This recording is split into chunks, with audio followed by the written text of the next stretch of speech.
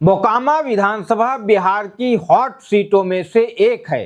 गंगा के दक्षिणी छोर पर बसे पटना जिले के 14 विधानसभा क्षेत्रों में से एक है मोकामा विधानसभा सीट।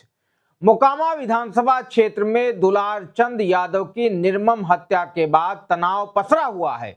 1980 और 90 के दशक के बाहुबली दुलार चंद यादव की हत्या के बाद जो एफआईआर लिखवाई गई है, उसके मुताबिक अनंत सिंह ने पहले दुलार चंद के बाएं पैर की एड़ी में गोली मारी। दुलार चंद जब गिर गए तभी छोटन सिंह ने लोहे की रॉड से उन्हें मारा और फिर थार गाड़ी से कुचल दिया।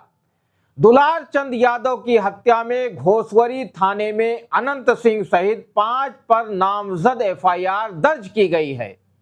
साल 1990 से सिर्फ एक बार को छोड़कर मोकामा सीट पर दुर्दांत बाहुबली और छोटे सरकार के नाम से कुख्यात अनंत सिंह और उसके परिवार का कब्जा रहा है। दुलार चंद नीतीश कुमार और लालू यादव दोनों का ही करीबी रहा है। याद रहे कि मृतक दुलार चंद भी दूध का धुला नहीं था। जब मुंगेर से लेकर बेगूसराय के दियारा इलाके में क्रिमिनल गैंग खुलेआम ऑपरेट किया करते थे, दुलार चंद यादव भी इसी इलाके में काफी सक्रिय रहा करता था। मोकामा में हुई घटना दो बाहुबलियों के आपसी टकराव का एक विस्तार भर है। अनंत सिंह पटना की सड़कों पर कभी घोड़े दौड़ाता है और कभी बग्घी।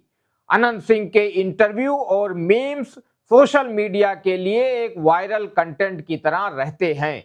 वहीं 75 साल का दुलार चंद यादव तारतर गांव का रहने वाला था। मोकामा टाल के इलाके में उसका बहुत प्रभाव था।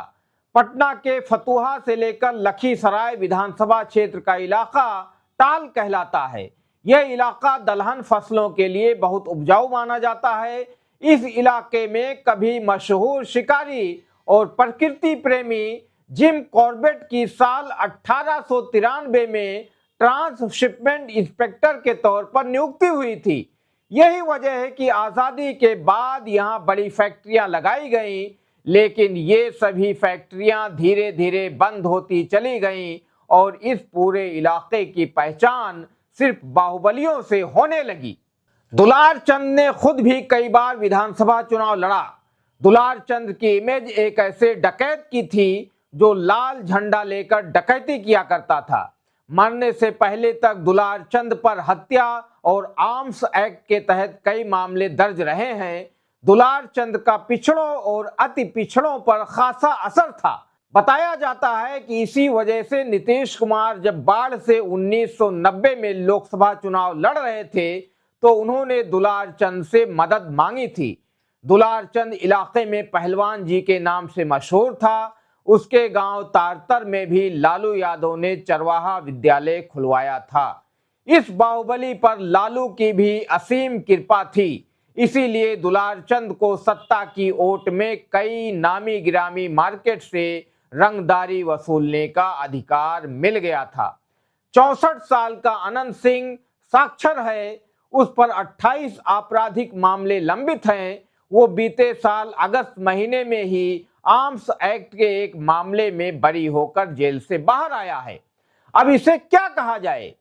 क्या यही है नीतीश कुमार का 3C यानी क्राइम, करप्शन और कम्युनलिज्म पर जीरो टॉलरेंस की नीति?